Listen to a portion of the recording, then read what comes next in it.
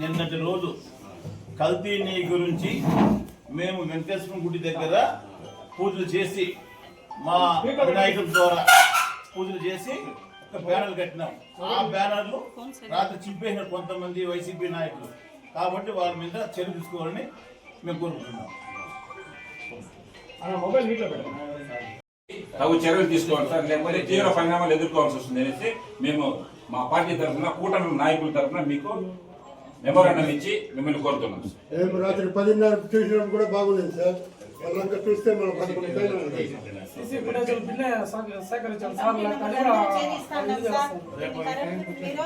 ఖచ్చితంగా వాళ్ళ మీద చర్య తీసుకోవాలి. అందరికీ నమస్కారం. ఓం నమో వెంకటేశాయ.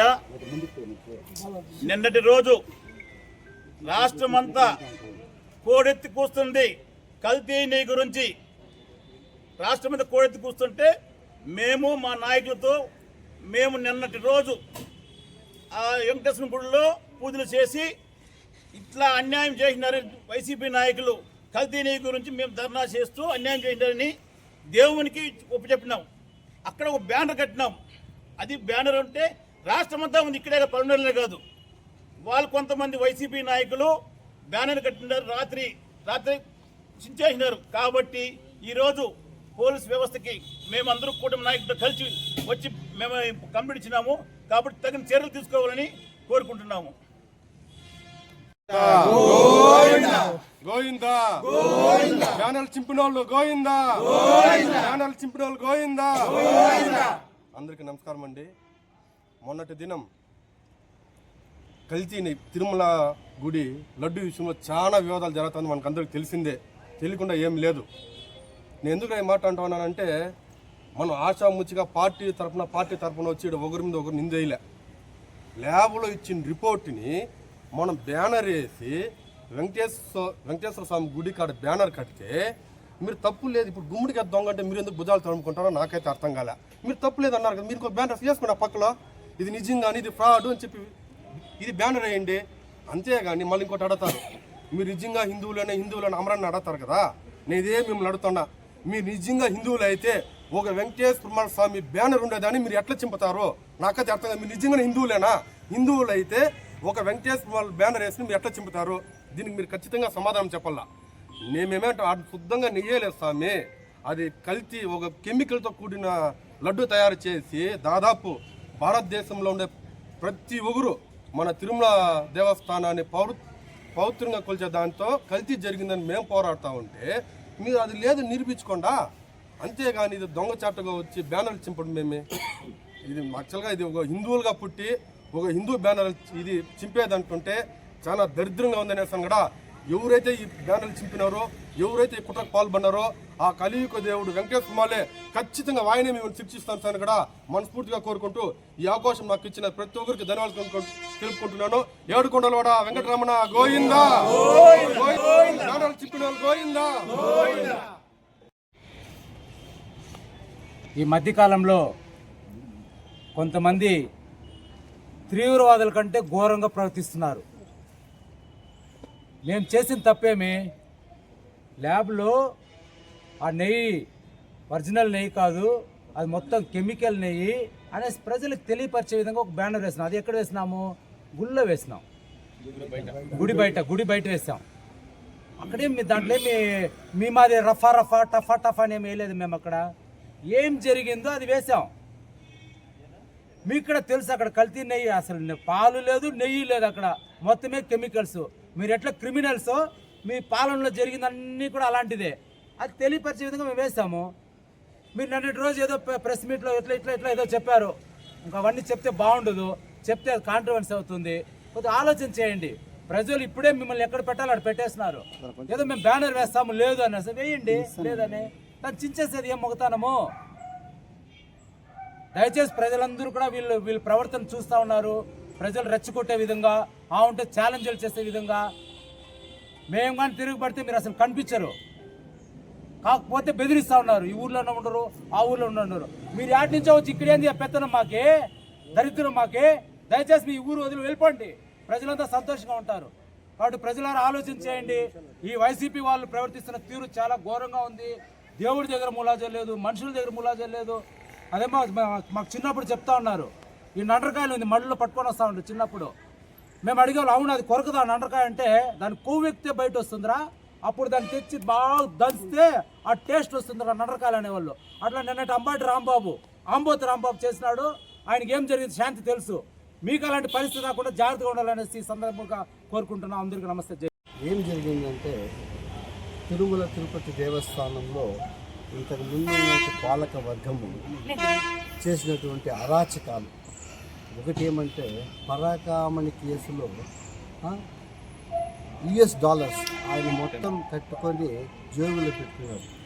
దానికి అప్పుడున్నటువంటి ఆ చైర్మన్ కానీ, కొంతమంది నాయకులు కానీ, ఎమ్మెల్యేలు కానీ, వాళ్ళు కానీ అతన్ని ఆ కేసు నుంచి బయటకు తీసుకురావాలని అతని ఆస్తిని కొంత టీటీడీకి రాయించి మిగతా ఆస్తిని అంతా కబ్జా చేసేస్తారు. ఒకటి. రెండోది కల్తీ నెయ్యి అనేది మీకు ఏదో ప్రతి ఒక్కరికి తీసిన ముందు పాతకాలంలో ఎవరింట్లో ఆవులు ఉంటే ఆ వాళ్ళు పాలు తెచ్చి పాలు పోస్తాను, దాని నెయ్యి తీసుకొచ్చి నెయ్యిగా ఇస్తూ ఉంది. అలాంటి తిరుపతి టీటీడీలో కొన్ని వేల లడ్లు చేస్తారు రోజుకి. ఆ లడ్లంతా తయారు చేయాలంటే స్వచ్ఛమైన నెయ్యి కావాలా, దానికి కావాల్సిన ముడి పదార్థాలన్నీ స్వచ్ఛంగా ఉండాలా, దానికి అసలుగా ఇది ఉందన్నమాట. ఏమేమి కావాలా, ఏమేమి ఉండాలా, ఏమేమి దానికి ఒక క్వాలిటీ మెయింటైన్ చేసి దానికి అన్నీ ఉంటాయి. వీళ్ళు దీనికి ముందే చంద్రబాబు నాయుడు గారు ఈ కల్తీ నెయ్యి పైన అప్పుడే అన్నీ చేశారు. దానిపై అది కాదని సుప్రీంకోర్టుకు పోయినారు వైసీపీ నాయకులు, అప్పుడు ఉన్నటువంటి చైర్మన్ కానీ వాళ్ళందరూ. అక్కడ కూడా సుప్రీంకోర్టులో కూడా వాళ్ళకి చుక్కెదిరి అయింది. దానిపైన మేమేదో ధర్నా చేసి ప్రజలందరూ బాగుండాలా, ఈ టీటీడీలో జరిగినటువంటి అరాచకాలు చూడండి, ఎక్కడన్నా చేయొచ్చు అరాచకాలు. ఎందుకంటే కల్తీ మద్యంలో చేశారు, మద్యం అంతా కల్తీ, ఎంతోమంది చనిపోయేదానికి కారకులయ్యారు.